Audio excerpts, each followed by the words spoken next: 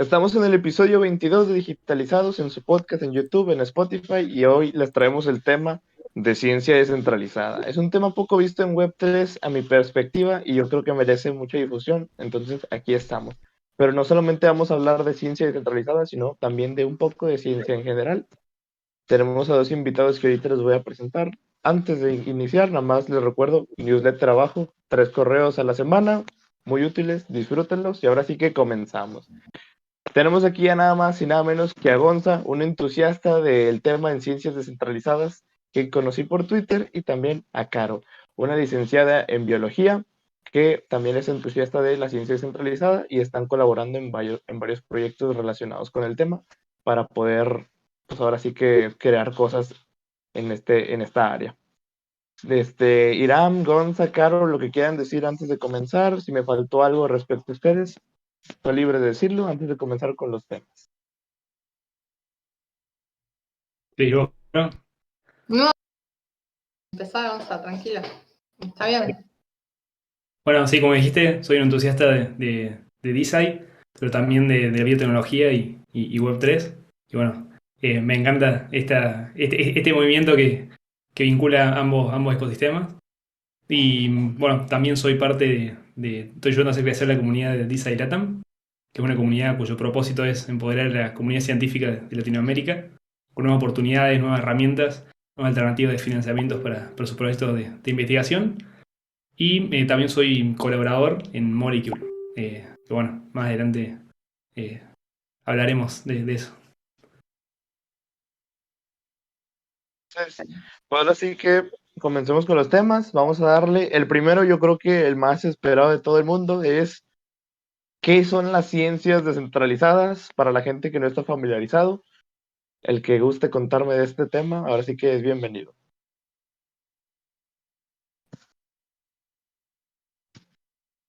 Bueno, ok, creo que quieres que empiece yo, en realidad. Bueno, no, yo voy a complementar un poquito la presentación. Me llamo Carolina, vivo en Montevideo, en Uruguay. Soy bióloga, trabajo en una ONG de delfines costeros hace más de 10 años. Y estoy en lo que es DeSci, que es este nuevo movimiento Web3, que cruza Web3 y ciencias, hace un tiempo ya, en un proyecto que se llama DeSci World. Esa sería como mi presentación. Y para empezar a hablar de la ciencia descentralizada, en realidad, hasta ahora estamos queriendo como definirla, en verdad, o sea, no existe una definición todavía más que operativa o mecanística de eso, que es como, no sabemos si, honestamente no sabemos si es un movimiento o es una rama de una actividad humana nueva que se genera, porque en realidad DeSci surge como ese nombre, como un paralelismo a DeFi, pensando en algo que es descentralizado, como si existiera la TradSci o ciencia tradicional, que es centralizada en el sentido de que cuando hablamos de fondos, por ejemplo, estamos hablando que los fondos que están financiando la actividad científica están centralizados. Según donde miremos, están más centralizados en los gobiernos que financian a las universidades o a la academia directamente, o en ciertas compañías muy grandes, que son las que centralizan los fondos para la investigación de cosas concretas en el mundo. Entonces, cuando hablamos de ciencia descentralizada, lo que estamos haciendo es como ese paralelismo. Y la realidad es que es un movimiento de gente que se dio, de alguna manera se empezó a dar cuenta o se empezó a contagiar y a ver de que se podía usar la blockchain como tecnología para resolver problemas estructurales que tiene la ciencia tradicional, que tienen que ver con eso, con la financiación, que está siempre fue poco suficiente para la ciencia. En los últimos tiempos eso se agudizó, sobre todo en el hemisferio sur, pero también en el norte. El dinero que se destina para la financiación y para becas de posgrado, que son, digamos, que el motor de la ciencia básica y el desarrollo, se han visto afectadas. Y también tenemos problemas grandes en torno al sistema de publicaciones científicas, que está en este momento en crisis importante, por cómo es, digamos, el mismo sistema está colapsando. Y eso es porque justamente está centralizado. O sea, yo no sé si ustedes están familiarizados, sé que Gonza sí, por cómo funciona el sistema de publicaciones científicas. Pero Ahora sí que sí, nos puedes dar una breve explicación de cómo funciona, estaría ahí cool. está. Entonces, la ciencia se mueve en base a las publicaciones. O sea, nosotros cuando hacemos investigación científica, el modo que tenemos de comunicar los resultados de la investigación que llevamos a cabo es mediante la publicación. Entonces, ¿qué hacemos? Publicamos en revistas que se dicen arbitradas. Eso significa que cuando se manda un trabajo a publicar una revista del área especialista en la que vos investigás, las editores mandan ese trabajo a que te sea revisado por pares. Por eso se dice revisión por pares. Pares son tus pares, otros colegas que tienen una formación similar a la que vos tenés o que estudian, están en la disciplina en la que vos te movés. Entonces le mandan tu trabajo para que ellos lo revisen y digan si ese trabajo tiene rigor, si la metodología que vos usaste para responder la pregunta que motivó ese trabajo tiene sentido, X. Si la bibliografía, la revisión que hiciste y el marco teórico en el que le pusiste tu pregunta tiene una lógica, bueno. Y después de que esos pares dan como su veredicto si ese trabajo es publicable o no, si tiene que hacerse modificación o no, pues se publica o no, te avisan o no. ¿Tá? Entonces funciona así. El tema es que todas esas revistas, que son las de alto impacto o las que a todo el mundo intenta publicar por un tema de que a vos como científico te reditúa desde un punto de vista de tu reputación y porque te puede ayudar también a que consigas trabajo porque publicaste en una revista de renombre, están centralizados en algunas editoriales. Son las que manejan todas esas revistas. Entonces ese es el problema también, es que mueven muchísimo dinero porque a vos como investigador te cobran para publicar, dependiendo de la revista, pueden ser miles de dólares. A los lectores les cobran por leer y a los revisores, que son los que hacen ese trabajo, que dedican horas de su tiempo y para el cual tuvieron que formarse porque si no lo pueden hacer, no les pagan nada. Entonces, también eso se desprende de lo que es la centralización, digamos. Entonces, de ahí es que a través de blockchain se podría generar un sistema donde se tokenice el sistema de publicaciones científicas y de alguna manera sea más equitativo el reparto y además más claro también, ¿no? Que no hayan rispideces y no hayan suspicacias en todo el tema de revisión. Y después, por último, también está el tema de que es no sé si tengo retorno, me parece que sí, porque me escucho bien. ¿Ustedes me escuchan bien? Yo sí te escucho bien. Luego también está el tema de Ahora ya no. ahí va, me pareció, sí. De lo que viene a ser el compartir los datos y el validarlos. Eso también es un problema en ciencias. Que a veces estamos como replicando, si quieren, estudios en otras partes del mundo, pero la gente no se entera porque no logra compartir los datos o no los logra validar. Entonces, partiendo de la base de que la blockchain es una base de datos descentralizada, vos podés acceder a esa tecnología para poder respaldar tus datos ahí y compartirlos de otra forma. Entonces, y además que sean colaborativos y comunitarios, ¿no? Entonces creo que también se presenta como algo como que tiene esa potencialidad, pero está como recién naciendo, ¿no? O sea, y se está aplicando a una pequeña parte de la ciencia que tiene que ver más que nada con la biotecnología y startups de biotecnología, pero la ciencia y STEM, y sobre todo también si pensamos en las ciencias que no son naturales y exactas, es muy vasta y muy amplia, o sea que esto como que recién está empezando, hay que ver si se va a poder extender a estas otras áreas y cómo va a ser. Sí, o sea, si Web3 está en pañales, ahora sí que la ciencia descentralizada ahora, no sé, está apenas saliendo del embarazo, yo qué sé, por poner un ejemplo. Mi idea es que Este, estamos en prueba de concepto, me parece. sí, bueno, Tal. este, que la ciencia esté centralizada tradicionalmente es causa de censura o no, es una pregunta yo creo que muchos se hacen, o sea, ¿han visto casos de censura o ha existido algún caso muy controversial de censura que nos puedan compartir así que conozcan? Gonza, Caro, el que quiera. Antes quería hacer un pequeño aporte a lo que decía Caro de las revistas Ah, científicas. sí, adelante, adelante. Simplemente quería recomendar un post que leí hace poco que me gustó mucho, que explaya muy bien también el tema de las problemáticas y posibles soluciones, de Brian Armstrong, que es el cofundador y CEO de Coinbase. Él es muy, El muy pelón, interesado. ¿Perdón, cómo? el pelón, Sí, ese, sí, sí. Eh, es para muy, que lo conozcan, el pelonzón. un maestro.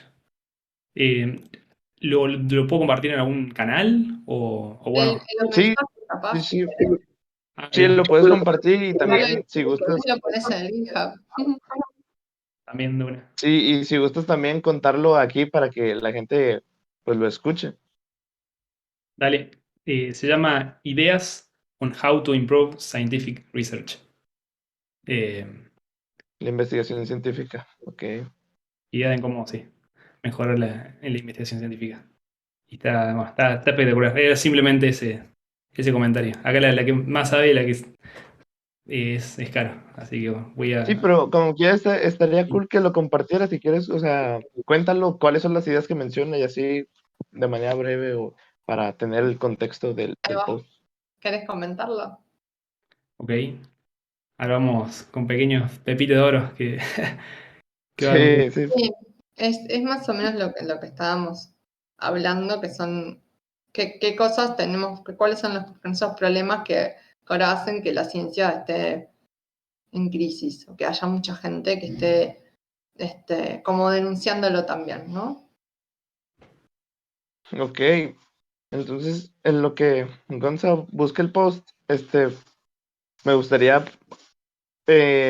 establecer el contexto de la situación actual de la ciencia. O sea, dices que la ciencia está en crisis.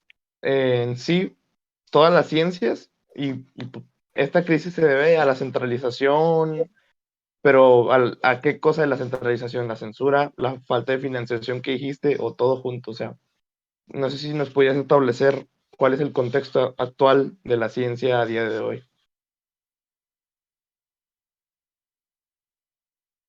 Uno de los problemas que más siento, pues tengo muchos amigos, digamos, y amigas que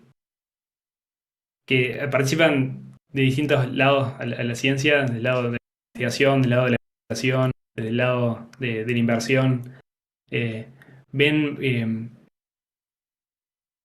bueno, los investigadores, por ejemplo, que pasan más del 50% de su tiempo aplicando a grants, eh, buscando financiamiento justamente para desarrollar sus proyectos. Y eso es algo muy, muy duro, digamos, porque todo ese tiempo que malgastan en eso lo podrían estar utilizando para expandir el conocimiento de la humanidad, en convertir ese conocimiento en productos y servicios que nos beneficien a todos. Me parece un costo de oportunidad muy grande ese. Eh, me duele mucho, digamos. Si bien no soy investigador, siento como humanidad, digamos, siento que se está desperdiciando mucho ahí. Podría utilizar ese tiempo en cosas más interesantes y más útiles. Haciendo su trabajo, básicamente. Es súper, súper importante. Ok, Sí, yo podría agregar a lo que dice Gonza, que es un poco tiene que ver con el no reconocimiento de los científicos como trabajadores. Y también creo que parte de la idea del moto detrás de DeSci es como levantar a la ciencia como un bien público. Entonces, si nosotros somos bienes, si estamos trabajando para un bien mayor público, es como indiscutible que el rol que cumplimos en la sociedad es muy importante. Muchas veces no se nos da esa importancia, no se nos reconoce ni desde un punto de vista salarial, ni desde un punto de vista de derechos laborales. La mayoría de los que llevan adelante los proyectos de investigación y los que yo diría que pican piedra son los estudiantes de maestría y doctorado en los laboratorios, que aparecen por detrás de las publicaciones de las grandes investigaciones que se hacen, que salen de tesis doctorales y de tesis de maestría en el mundo, y en realidad viven en base de becas que muchas veces no te dan para llegar a fin de mes, que no tenés derechos laborales, no tenés licencia, no tenés licencia de ningún tipo, o derechos de salud, o sea, y eso es algo que se replica en todo el mundo, por ejemplo, ¿no? Entonces hay molestia con respecto a ese tema. Hay molestia también con respecto a que las becas son escasas, o sea que no todo el mundo tiene acceso, que los dineros que llegan también son escasos, sobre todo acá en Latinoamérica, que la mayoría de la investigación es básica y aplicada y en realidad la lleva adelante la academia en base a lo que le destinan los gobiernos para realizarla, y que es un porcentaje del PBI de esos países. En ninguno, bueno, creo que Brasil y Argentina andan un poco más del 1%, capaz que Brasil 2%, pero la mayoría está muy por debajo de lo que destinan países del primer mundo. Entonces ya de por sí es poco, ya de por sí está centralizado a esos dineros y todavía es poco, es insuficiente. Entonces eso hace que sea muy difícil llevar adelante investigación, y que hayan también muchos científicos que terminan de hacer sus trabajos de posgrado y quedan sin trabajo porque ya está, se terminó la beca y ya fue, no tienen dónde insertarse laboralmente. Entonces es como terrible, ¿sí? Y sobre todo si sos investigador independiente, por ejemplo es mi caso, es más complejo. Entonces, eso hace que en definitiva por eso está en crisis, porque la gente un poco se cansó y bueno, y en parte se está manifestando en el tema del sistema de publicaciones, porque si yo tengo que además todavía trabajar gratis para una revista, que después, o sea, es como Pues no, ilógico, porque a mí, yo formo parte de un grupo de investigación, suponete, que es de la universidad, del cual la universidad recibe fondos del gobierno para realizar eso. Y después yo parte de los fondos que recibo los tengo que destinar a publicar ese artículo, que además estamos hablando de miles de dólares, ¿no? Y de repente también tengo que destinar fondos yo como universidad para que el trabajo que salió de acá, yo tuve que pagar para publicarlo y ahora tengo que pagar para que mis estudiantes puedan leer eso. No tiene mucho sentido, ¿verdad? Y parte del asunto es que quienes lo hacen también pierden sus derechos de autor, que es algo que también se está abogando en DeSci, que tiene que ver con los IP NFT, que sí que Gonzalo puede contar, que tienen que ver con la propiedad intelectual de eso, que los científicos la perdemos. O sea, no es como un músico que genera una canción, se vende, la disquera lo vende, entonces cada vez que vende un disco, el autor se lleva un revenue o un royalty por esa venta. En los científicos no nos pasa eso. Entonces, cada vez que venden un artículo, el científico no gana ni cuando publica, no gana ni cuando se vende, no gana nunca. Es más, tuvo que pagar. no manches. Sí, es loco. Y entonces, por eso en parte está la crisis, porque la gente dijo, ya está, o sea, yo estoy cansada de trabajar gratis. Entonces, lo que está pasando es que están rechazando las propuestas de revisión, y eso es un drama muy importante. ¿Por qué? Porque si no se publican los trabajos, la ciencia no avanza, porque yo en realidad para avanzar necesito, o sea, eso funciona como ladrillo a ladrillo, ¿no? Entonces yo voy construyendo sobre lo que construyeron mis pares. No sé dónde están, no hay manera de que sea, porque la ciencia es colectiva, digamos, ¿no? Y luego está pasando de que también hay mucha gente que está complicada, porque en general en todos los programas de posgrado que es lo que vos haces cuando vos egresás y te vas a dedicar, vas a ser investigador, te exigen que vos publiques. Entonces, si vos mandas tu artículo, tu 1, 2, 3 artículos que se desprenden de tu tesis y vos estás esperando que eso salga o por lo menos aceptado por la revista para poder defender tu tesis y estás 10 meses para que la revista te diga que no consiguió quien te revise el trabajo, es un problema, porque se te vence la beca y no publicaste. O sea, Vaya. ¿se entiende? Entonces, Ujú, ahora, sí. tipo, hay gente que está como loca, porque, claro, o sea, hay pila de gente que está diciendo, yo le estoy recibiendo propuestas de revisión de artículos que estoy rechazando porque no estoy dispuesta a trabajar 10 horas gratis para esta gente. Hay un problema muy particular en el tema de lo que es generar el ingreso. Ahorita me gustaría que Gonza nos contara ese tema de los NFTs que mencionas, pero antes sí me gustaría hacer esa observación desde mi punto de vista, que yo creo que es un tema que sí se ha debatido socialmente, que es el hecho de que cómo es posible que un streamer jugando 5 horas al día esté ganando millones de euros al año y un científico, un doctor, un biólogo, lo que te guste en el ámbito de ciencia, esté haciendo cosas ahora sí que por el bien de la humanidad, por el bien de la sociedad, y ahora sí que hay gente que ni gana dinero de eso, como mencionas, o sea, hay gente que está trabajando gratis, haciendo cosas que están favoreciendo ahora sí que a la sociedad o a la humanidad. Entonces, es un problema que pues, viene de la distribución de riqueza derivada del capitalismo y no es culpa al final ni de la, ¿cómo se dice?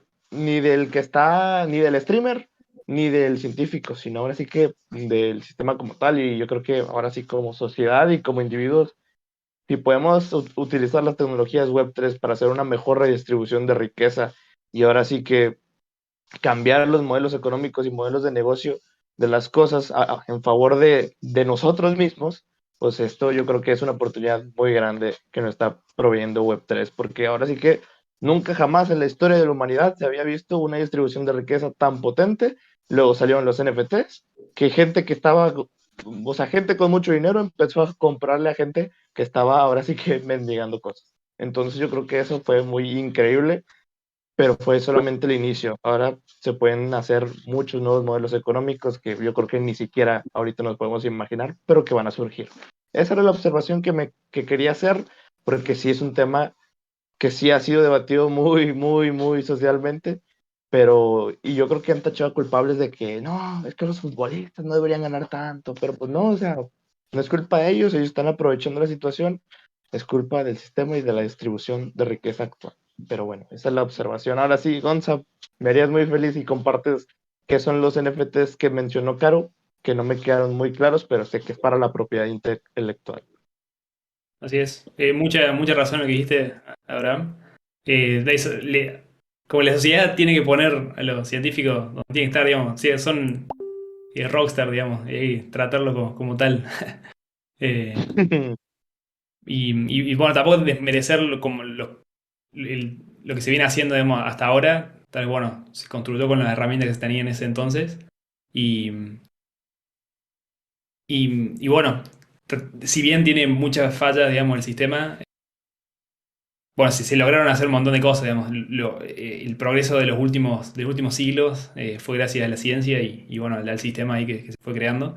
Pero bueno, ahora con las herramientas que tenemos actualmente, Se puede tecnológicas, mejorar. Web 2 y de Web 3, se pueden crear un sistema mucho más equitativo, más justo, digamos. Así que, bueno, hay que aprovechar eso y sacarle todo el jugo. Eh, un- una, Exacto. una de esas tecnologías, bueno, de Web3 y NFTs, se crea también un framework que se llama IP NFTs, que consiste en almacenar en un NFT una propiedad intelectual. A esa propiedad intelectual se fraccionaliza en tokens ERC20 y cada uno de esos tokens equivale como a una acción de esa propiedad intelectual. Así como existen acciones de empresas, esto abre el juego a que se puedan crear un nuevo mercado, digamos, un nuevo sistema eh, en el cual permitía a nuevos players poder financiar y eh, tener propiedad, digamos, de esa propiedad intelectual.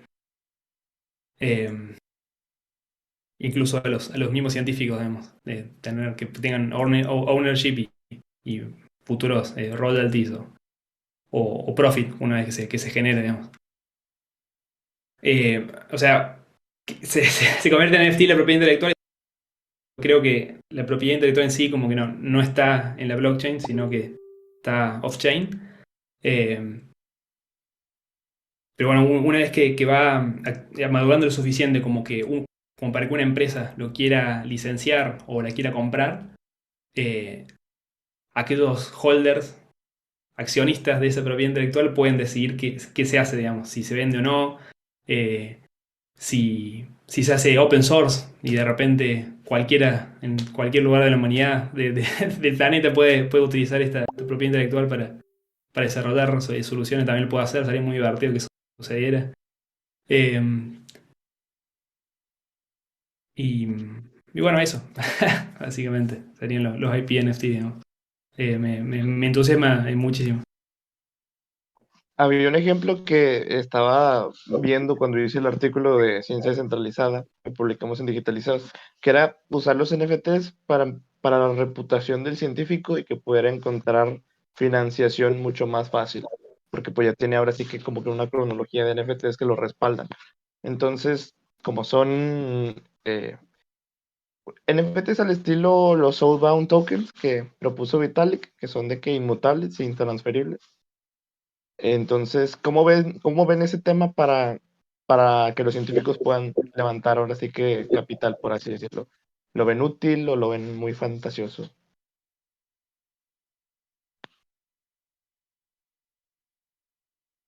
Ahí está muteada Ah, acá. claro, sí, estás muteada. Me olvidamos decirte esa pequeña cosita. Hola. Yo Listo. agregaría también lo que decía cosa de los IP NFT, que podía ser fácil pensarlo como patentes, por ejemplo, cómo funcionan Sí, las patentes de una terapia o de una medicación, pero en blockchain.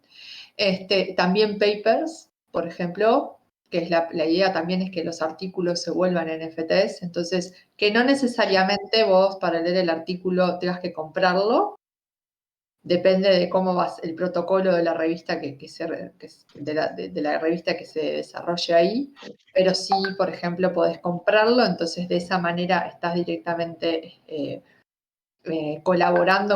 directamente vos, colaborando con ese grupo de investigación, que está bueno también, porque parte de la historia de que todo funciona centralizado es que vos, como otro investigador o como ciudadano, es muy difícil para vos decir yo quiero poner plata en este proyecto, porque me interesa que se haga esto. En Web3 tenés esa posibilidad, P2P o eventualmente en una DAO, estén juntando de plata o fondos para financiar X línea de investigación. Eso es algo que está bueno. Y otra cosa que está bueno de los NFTs, aparte de los IP NFTs, son los Science NFTs, que son NFTs que se generan con datos científicos reales. ¿cómo Entonces, sería eso? Y eso, ¿Cómo sería un ejemplo así bueno, por del ejemplo, Science? eso, como vos decís, es muy chido, que se dice en México. Sí, Por sí, ejemplo, nosotros tenemos en Design World una colección, que es la nuestra, que se llama Microbes NFT, que se generó a través de fotos de micrografías electrónicas hechas con distintas metodologías de tinción, la mayoría de fluorescencia, y tenemos virus, bacterias, hongos, que forman parte de organismos que analizaba una amiga de nuestro fundador para su tesis de doctorado. Entonces, estamos hablando de fotos reales, de organismos reales, de una investigación de doctorado que existió. Entonces, a través es toda una selección de fotografías de cosas reales que se llevó a NFT, por ejemplo. Entonces vos haces, es como de una forma que a mí me gusta pila también, que es como, que creo que es algo que en parte siempre estuvo, ese link re lindo entre la ciencia y el arte, porque yo creo que en parte los científicos tenemos muchísima creatividad, casi somos artistas en cosas, entonces ahora nosotros también tenemos la posibilidad de transformarnos un poco, si quieren, en artistas o mostrar nuestro trabajo de esa forma. Entonces, pero, por ejemplo, eso es un ejemplo, ¿no? En Micros, pero hay otros, se generan arte para, nosotros tenemos un colega ahí que tuvo un accidente automovilístico hace un par de años y quedó paralítico.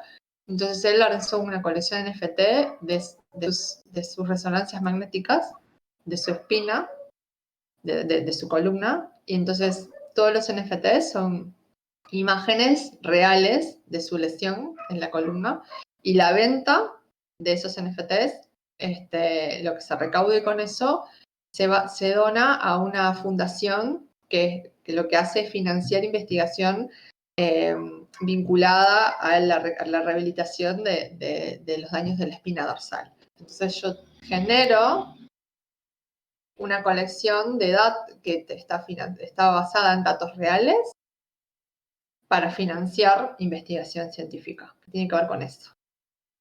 Ok, al final es Entonces no meterle es coco para está financiar. bueno porque en realidad, o sea, parte de las NFTs que eran arte, por ejemplo, una de las cosas, nosotros también podemos hacer y crear NFTs con datos reales. Entonces la gente que los compra sabe que, sea audio, video, foto, lo que sea, eso está sustentado en investigación real, o sea que esos datos que ve ahí son reales, de un científico o de un grupo que está atrás de esa investigación, y que al adquirirlos va a estar contribuyendo a financiar un proyecto de investigación. Entonces, creo que eso también está súper cool. Quiero Ok, un ejemplo más también recopado de un dale, proyecto, dale. Plant Gang, que lo que Sí, hacen, lo que sí, buenísimo. es mi amigo, Ah, de Harry. buenísimo. Y Hi Harry, Harry. de buena. Bueno, ellos lo que hacen es inmortalizar plantas en peligro de extinción. Van a los lugares donde están esas plantas, le hacen un montón de fotografías y hacen un modelo 3D, digamos, de esas plantas. Claro, Eh, sí, tal cual. El proyecto de Plan Gang es muy lindo porque en realidad ellos, o sea, no sé si están familiarizados con lo que vendría a ser los herbarios, pero cuando se hacen, o si quieren piensen en un museo de historia natural, pero en este caso de botánica, cuando se van Ok, a retirar las muestras para ir a almacenar en ese museo, se retiran hojas, flores o lo que sea con fines de clasificación y de investigación de especies o lo que fuere.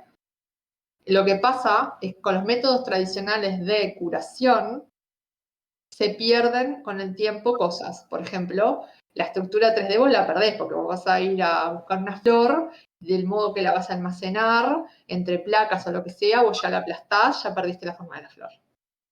¿Se entiende?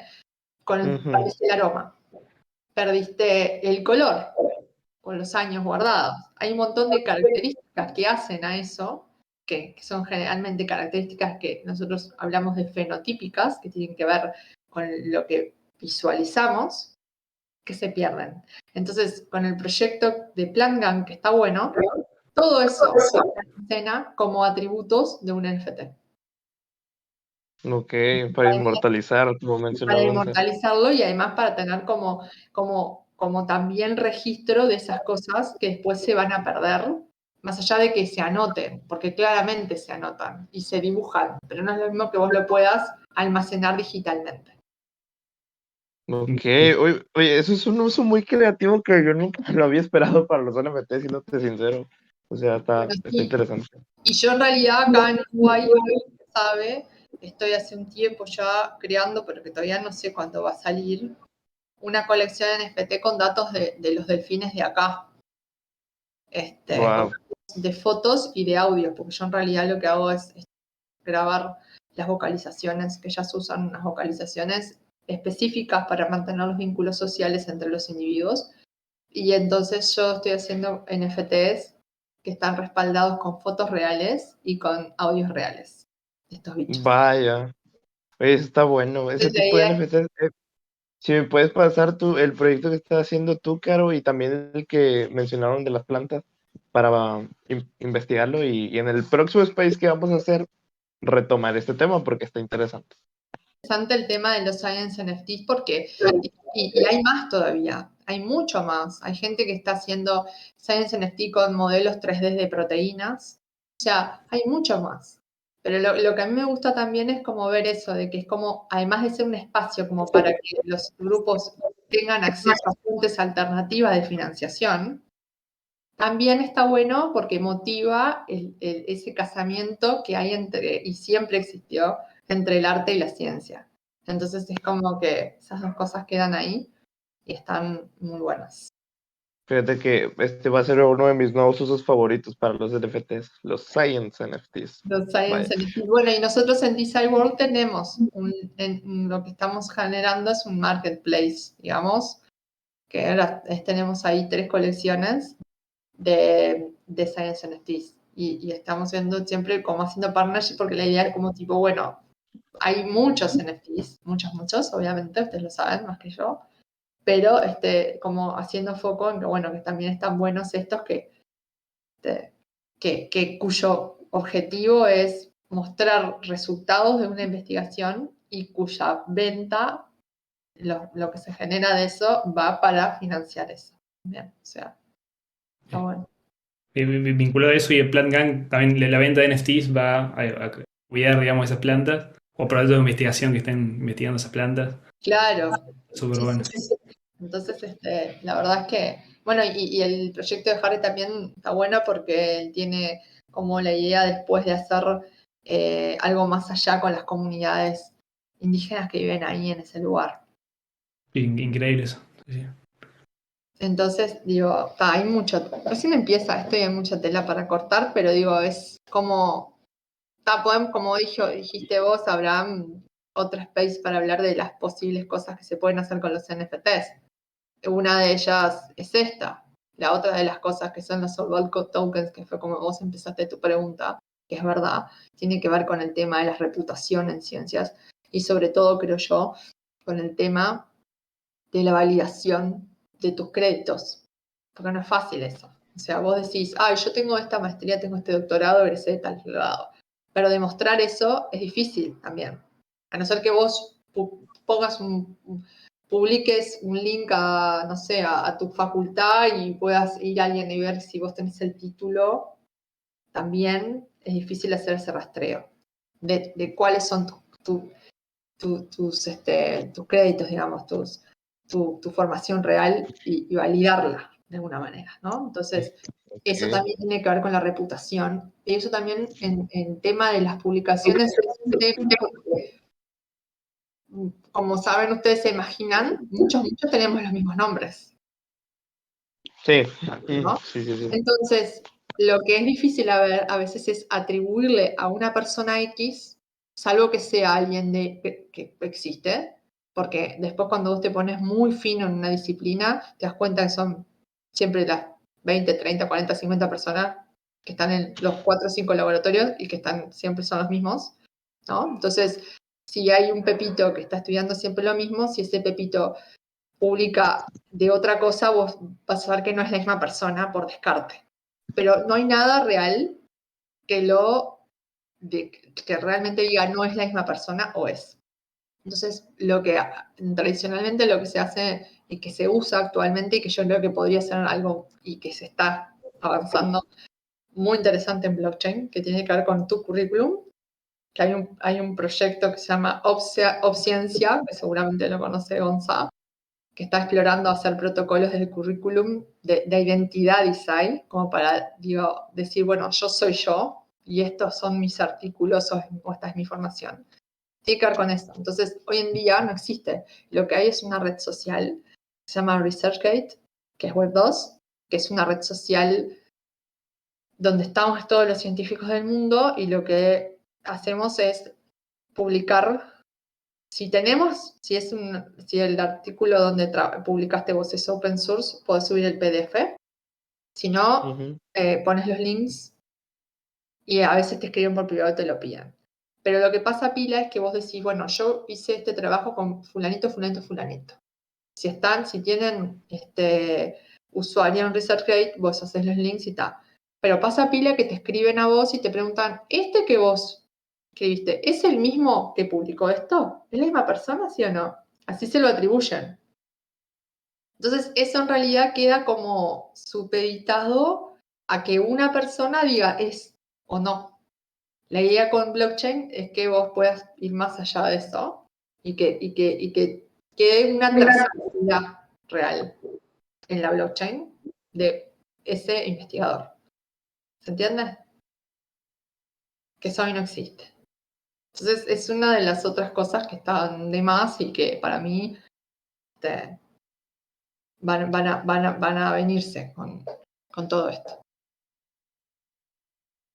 Ok, un tema que me quedó así como que la espirita de curiosidad es el tema de censura que les mencioné al principio. ¿Han visto casos de censura en conocidos suyos o en casos públicos por la centralización de la ciencia? Y si sí los vieron, pues qué casos son, digo, ya también para saberlos. Eh, El que de- conozca.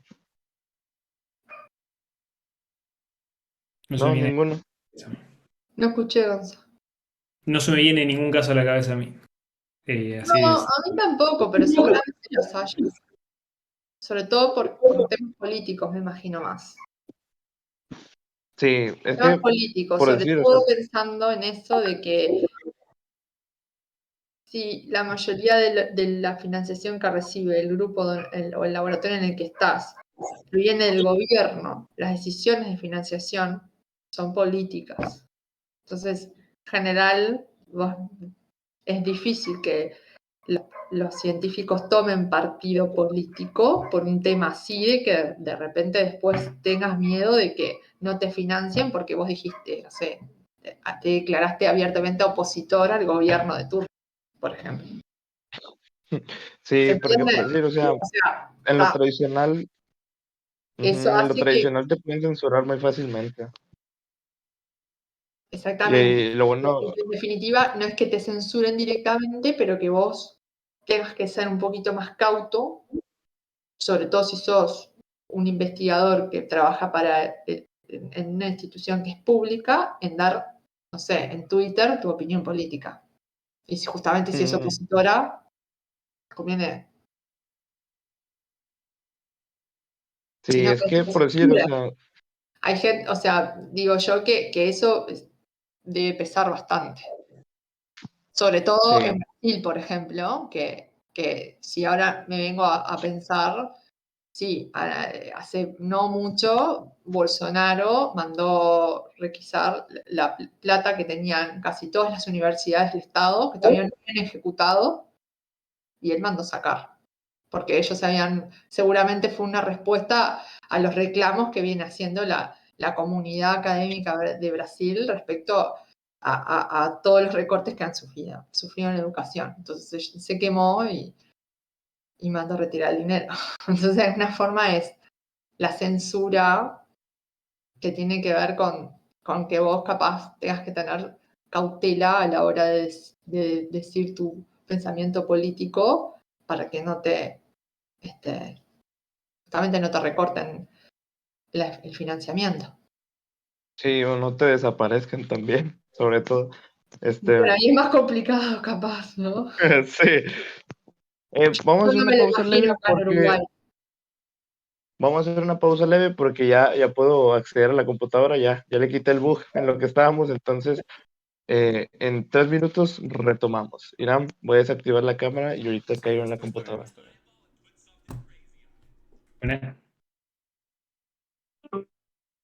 Bueno, vengo, voy con agua. Ahí vengo. Dale, igual Bueno, yo calculo que no vamos a demorar mucho más, ¿no? no sé, ¿cuándo suelen ser las oraciones? Irán. Normalmente el máximo que hemos llegado es 1 hora y media, pero que ahí siempre tratamos de que dure 1 hora, 1 hora y cacho, depende de cómo se explaye. Dale. Ok. Uy, ¿cuántos vamos aproximadamente? Ahorita llevamos 44 minutos. Ok. Sí, yo-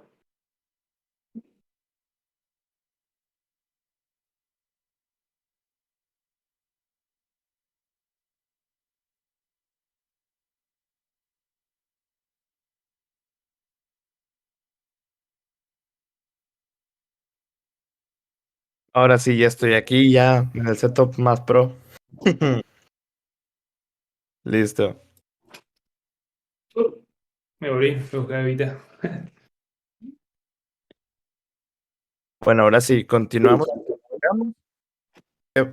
Hay una cosa en particular que quería tocar aquí, pero que creo que mejor tocamos en el Space, que son los proyectos que existen alrededor de ciencias descentralizadas. Pero pues vamos a dejar aquí el espacio para hacerlo en el Space. Entonces, Iram, ¿se puede retomar de una? Ah, sí, Oh, nunca dejé de grabar, entonces estamos ahorita. O sea, está igual, pues, sí, ahorita ya nomás unos cuantos temas más y, y le damos. Entonces, ¿dejaste de grabar? que nunca dejé de grabar. Ah, ya. Bueno, dale. Perfecto. Entonces, seguimos. Como menciono, el tema de proyectos los dejamos para el Space. Y así que continuamos con una pregunta ya un poco a lo mejor fuera del tema de ciencias descentralizadas, pero sigue dentro del tema ciencia, que es cómo alguien se inicia dentro del mundo de la ciencia para, pues ahora sí que empezar con la investigación científica, proyectos y todo eso. Que un roadmap así que nos puedan dar para visualizarlo más claramente, al que guste. Claro, la indicada.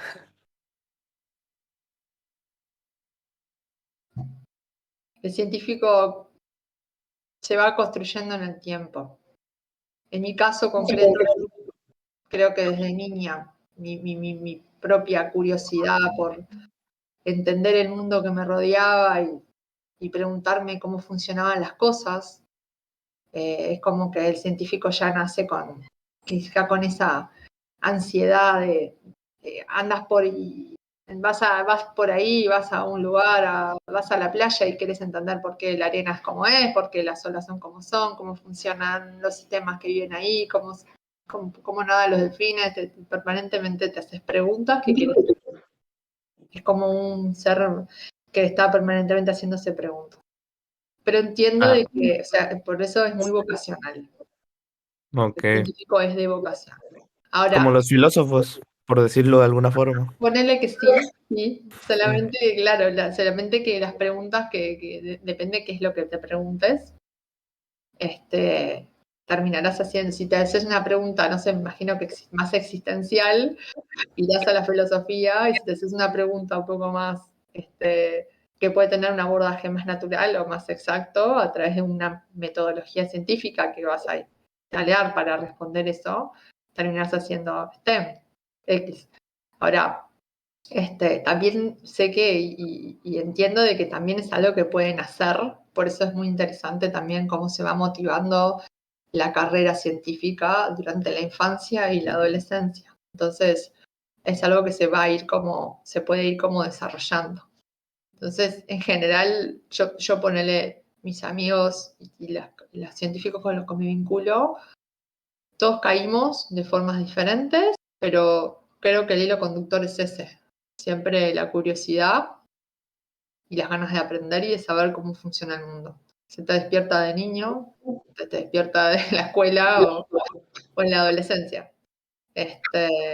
Así que básicamente es así. Y después de esto, bueno, la mayoría, o sea, ¿cómo terminás? Si terminás yendo a la universidad, hacer una carrera de grado en ciencias, depende de la ciencia que vos te cope, o podés terminar en biología, en bioquímica, en matemática, en física, en química, mismo en ingeniería, eh, haciendo algo que te cope y luego terminás como siempre haciendo un posgrado, que es lo que termina dándote las herramientas que necesitas para investigar, para llevar adelante un proyecto de investigación.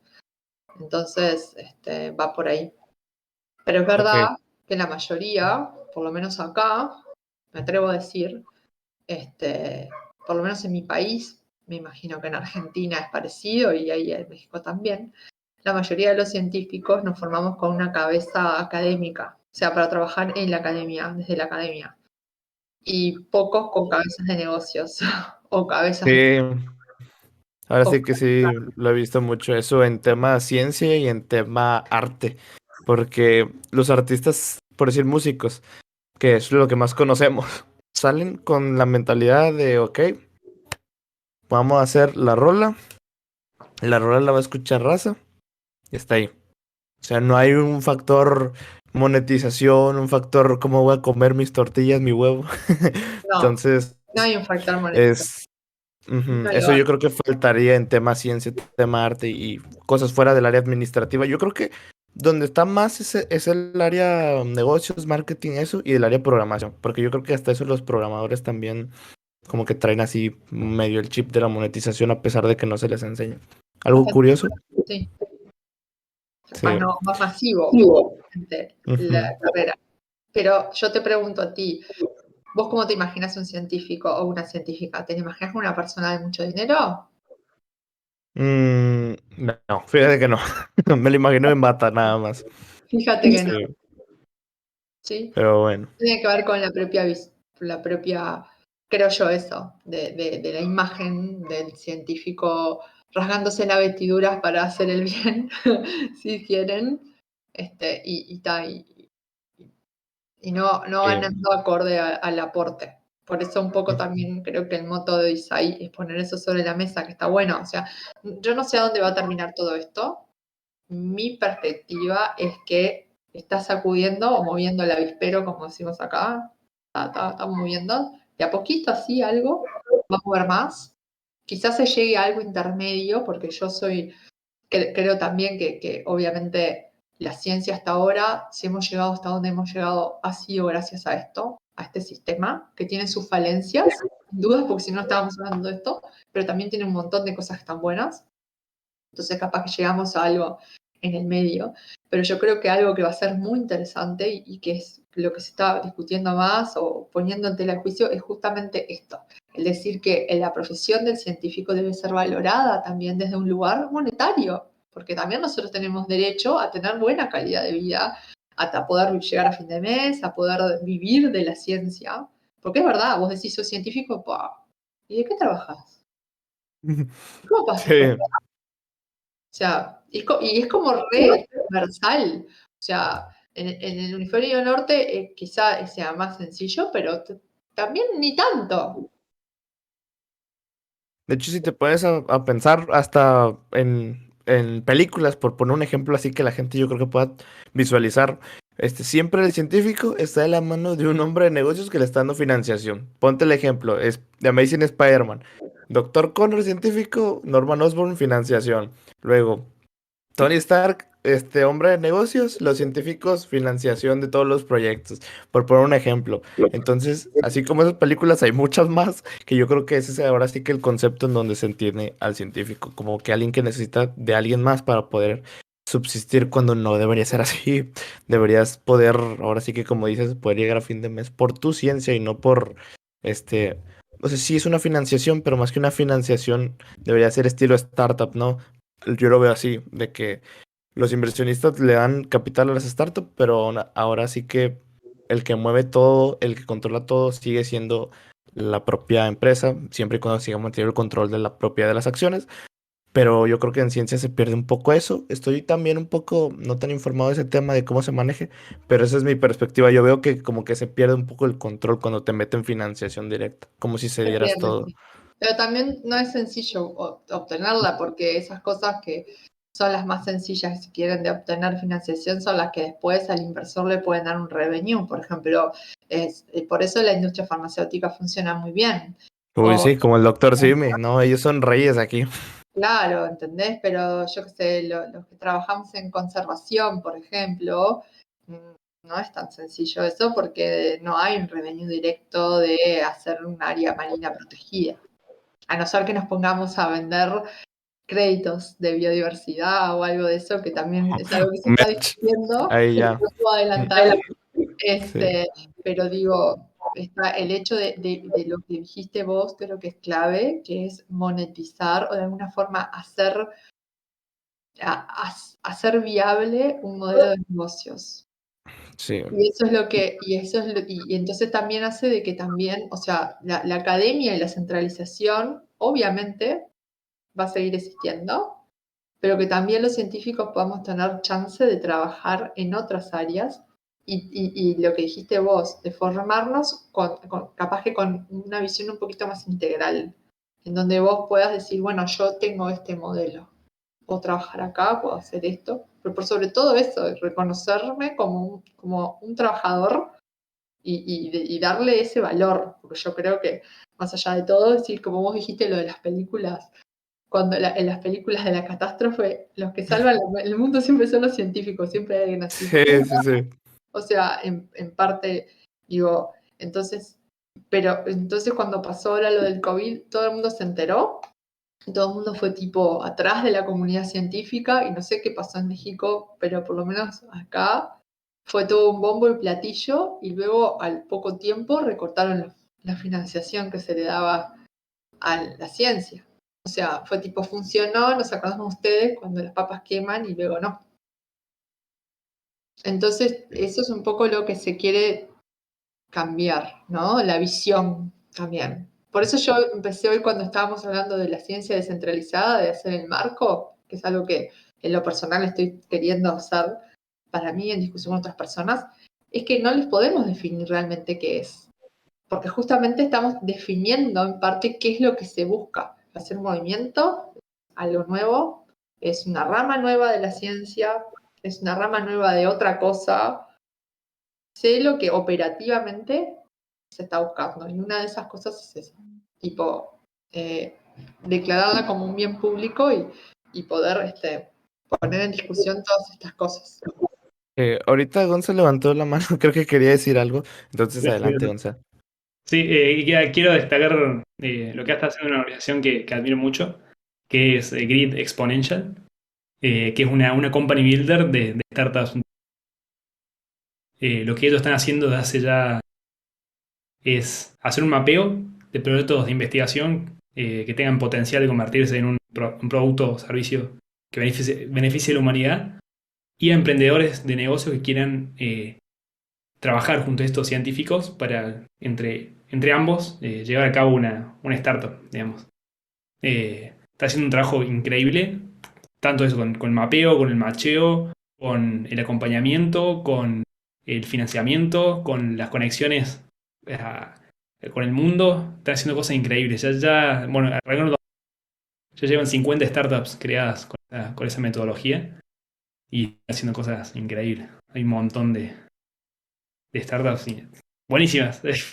Y bueno, nada, comentar eso que también están ayudando a cambiar un poco la percepción que se tiene de los científicos y también que los mismos científicos cambien su autopercepción, que se vean también como posibles emprendedores, eh, posible gente también de negocios, que conozcan que hay otras alternativas. Sí, al final de cuentas, todo esto, más que reemplazar algo como tal, yo creo que es una alternativa más que es, o sea, no existía antes, te están presentando una oportunidad que nadie sabe dónde va a terminar, ni siquiera se sabe si Web3 va a triunfar en un futuro, que va encaminada mucho a que sí, pero como quiera, o sea, está todavía cimentándose. Estamos como en los principios de Internet. Entonces, ahora sí que es algo muy experimental, pero al fin de cuentas, una alternativa. Y otra pregunta más, esta sí dedicado para ti, Gonza, que tú eres el entusiasta aquí, a pesar de que me comentaste que no eres un científico así como tal, pero tienes el entusiasmo de todo el movimiento de ciencia descentralizada y es, yo no soy científico, tampoco quiero estudiar una carrera de científico, ya estoy muy viejo o no me gusta, no me gustaría o aventarme otra carrera. ¿Cómo yo puedo adentrarme a este mundo, aportar, construir sin ser un científico? Tú que estás en... Ahora sí que esta pregunta yo creo que eres el indicado para contestarla. De una. Sí, sí, me está dando vuelta esa pregunta un montón de tiempo. Un sueño frustrado mío de ser científico. Pero bueno, me di cuenta que puedo aportar más desde otros lados, donde ya tengo más skills más fuertes. Bueno, yo por ejemplo arranqué mi camino en la ciencia a través de la divulgación científica. Tenía una cuenta que ahora está inactiva, se llamaba en ese momento Contexto Bio. Ahora lo cambié, se llama Biology Valley. Pero lo que hacía en esa cuenta era visibilizar el potencial de la ciencia y mostrar, bueno, justamente las startups que estaba ayudando a crear Grid Exponential, que agrego también que es una organización latinoamericana. Así en Argentina, pero tiene un impacto en toda Latinoamérica. Y bueno, en esa cuenta mostraba, digamos, todas esas posibilidades también para que los científicos puedan y ayudar a amplificar el impacto de GRIEX. Pero puede ser desde un montón de otros lados. Las mismas startups de biotecnología necesitan community manager, necesitan gente de finanzas, necesitan gente de un montón que haga la página web. Es súper rico Adaptar tu skill. el ecosistema, Ujú. sí. Se puede aportar desde lo que mejor pueda hacer, siempre va a encontrar un lugar si lo buscas. Ok, me gustó la respuesta. O sea, básicamente usar las habilidades que ya tienes para entrar y aportar. Ahora sí que no necesitas como tal ser un científico para aportar en el mundo de la ciencia.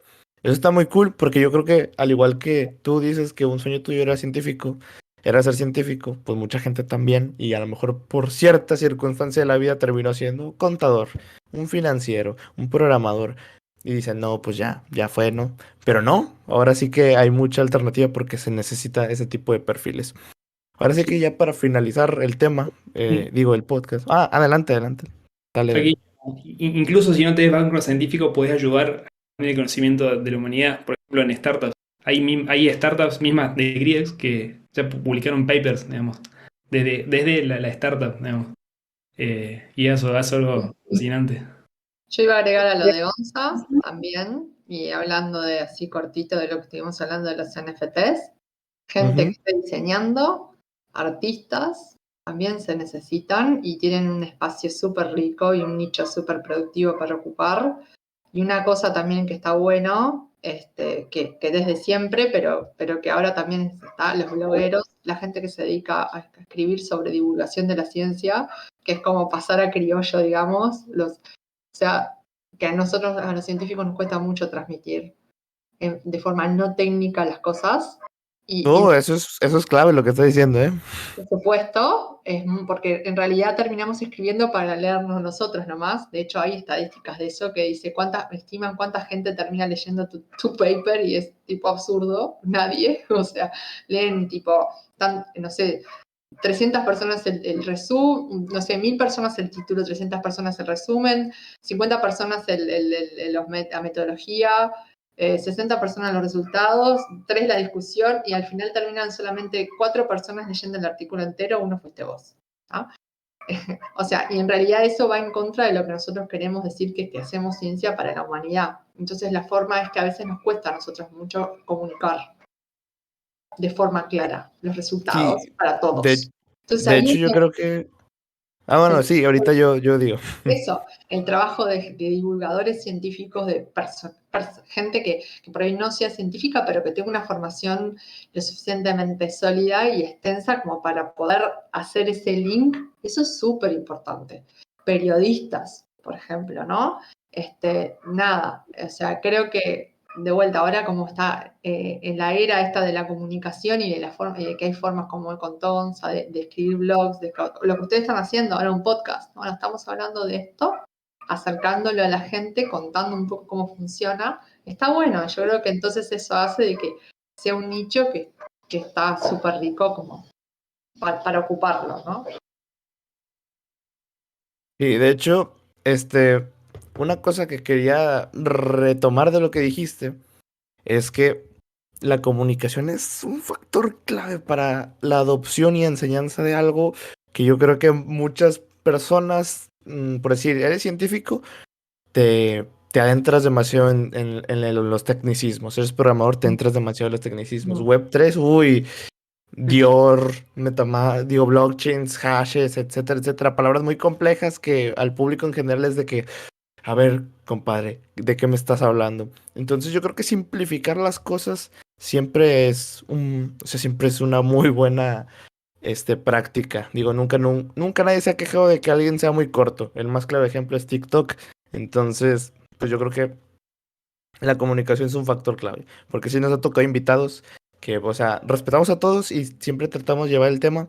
Pero sí, si un invitado nos está viendo ahorita, la crítica constructiva es eh, simplificar los tecnicismos que sea, porque sí hemos traído mucha gente al podcast que ahora sí que hasta a nosotros a veces nos ha costado los términos que nos dicen, y es de que, a ver, compadre, bájale un poquito, si se puede, para que todos puedan entender. Porque también lo que buscamos con digitalizados es los temas, llevarlos a un grado de adopción más grande que lo que estaría en nichado. Para los nichos tenemos Twitter tal cual, que en Twitter es donde 100% es Web3, o sea, ahí podemos hablar a gusto con tecnicismos y todo, porque pues entendemos que la audiencia de ahí está entrenada para eso, por decirlo.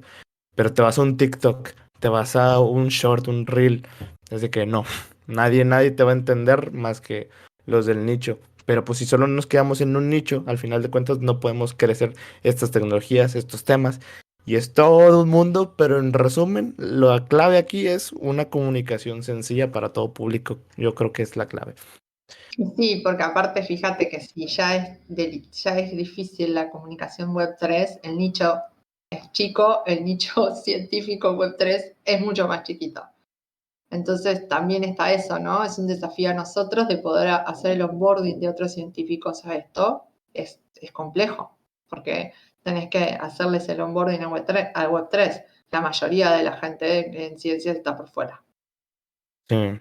Entonces también ahí tenemos un desafío y necesitamos de gente que pueda hacer ese link. Entonces ahí te puse otro ejemplo de otro tipo de roles, o sea, gente que esté comunicando los avances científicos a la comunidad en general, gente que esté en cripto Web3 y ayude a hacer el onboarding de científicos a Web3. Exacto. ¿No? O sea, entonces hay como mucha tela para cortar. Vos de lo que dijiste, lo último que me gustaría decir es que yo siempre, ahora no recuerdo quién lo dijo, pero me quedé con eso, que decía, una lo digo, lo pienso yo, otra lo escuché por ahí, pero son dos cosas. Creo que uno realmente aprende algo cuando logra explicarlo con palabras sencillas, Es correcto. y cuando logras explicarlo de modo que te pueda entender un niño. Oh, bueno, también es correcto. ¿Qué tan niño? Por poner un rango de edad. Un niño escolar. Sí. Bueno, sí, eso es ¿Vos le podés cierto. explicar el concepto a un niño escolar? Vaya, no, sí, bueno, sí, eso es cierto, porque pues ahora sí que no conocen de mucho. Si lo logran entender es porque lo Porque simplificaste muy bien. que vos lo simplificaste de modo de que pudiste llevarle el corazón del asunto. Porque a veces pasa eso mucho. Nosotros nos detenemos mucho en los tecnicismos y nos perdemos del corazón. Pasa que es difícil porque muchas veces, y es lo que te puedo decir como contrapartida, en la simplificación de las cosas, a veces terminamos dando ideas aproximadas, pero no es lo que es. También. ¿Ah? Ujú. Pero bueno, el punto es qué es lo que importa, qué es lo que vos querés transmitir. Entonces, ahí va, o sea, si nosotros nos quedamos en los tecnicismos, nunca vamos a poder construir la ciencia que queremos, o por lo menos que yo por lo menos quiero, y la gente que está en DeSci es la que encontró que quiere, que es que la ciencia sea un bien común, por lo tanto sea de todos. Y de hecho también hay todo un movimiento de lo que es la ciencia ciudadana, de poder decir, bueno, vos también podés hacer ciencia, vos podés tipo colaborar en juntar datos para nosotros. Si yo te doy una app y de repente estoy haciendo un censo de aves y te enseño a identificar aves, vos andás por la playa y, mira, vi a esta ave. Y entras el dato y me das el registro. Me ayudas en mi investigación. O sea, hay Ok, nosotros trabajamos mucho con comunidades locales de pescadores que están viviendo en el área usando ese recurso en generaciones. Tienen un montón de conocimiento súper rico que hay que aprovechar. Entonces, pero si nosotros después lo que hacemos no se lo podemos explicar, ¿verdad? O sí, no exacto. generamos algo, ¿no? Ujú. Es un Comprendo poco, el punto. va por ahí. Ahora sí, yo creo que ya tenemos que finalizar el episodio. Hay muchos temas que quedaron pendientes y que me dieron curiosidad y nuevos que me metieron ustedes ahorita a la cabeza que los traigo rondando. Entonces yo creo que les vamos a dar continuación en el space que también los queremos invitar. Luego lo agendamos por ahí cuando tengan disponibilidad los dos. Entonces, pues sí, este fue el episodio, estuvo muy cool y ya saben, si quieren la segunda parte va a ser por Twitter Spaces, pero yo creo que por lo menos esta que van a ver en YouTube está muy, muy, muy, muy, muy buena. O sea, Caro, Gonza, yo creo que han sido de los que más me han hecho darme vueltas con temas, por lo menos en el podcast de YouTube. Entonces, pues nada, algo que quieran decir antes de finalizar. También disfruté una banda, aprendí mucho, me divertí y también me quedé con ganas de charlar de otros temas, así que nos vemos en el Twitter Space. Va, perfecto. Caro, ¿algo? Bueno, muchas gracias por el espacio y la invitación y también por la curiosidad. Y tal, digo, me parece que capaz que si haces un space o otro podcast de aquí a 6 meses, pueden haber pasado muchas cosas, porque esto está como explotando. Sí, no, o sea, tenemos que hacer el Así space que tienen que estar en atentos. unas semanas y luego darle una parte 2 al podcast ya en unos Estamos seis en la meses primavera, despuesito. hablando Sí, justo de lo que dicen de ahora en la primavera de Isai. Igual ahora está un poco medio quieto por todo lo que está pasando, pero mi corazonada es que está todo el mundo tipo desarrollando cosas callado. Entonces después cuando sea el momento, así que está, hay que estar atentos. bueno, entonces este fue el episodio 22, espero les haya gustado. Las redes de Gonza y Caro van a estar en la descripción para que vean sus proyectos y pues ya se la saben, espérenos en el space, también va a estar nuestro Twitter ahí abajo para que agenden el recordatorio cuando lo hagamos. Así que pues nada, muchas gracias por llegar hasta acá si llegaste y nos vemos en otro podcast.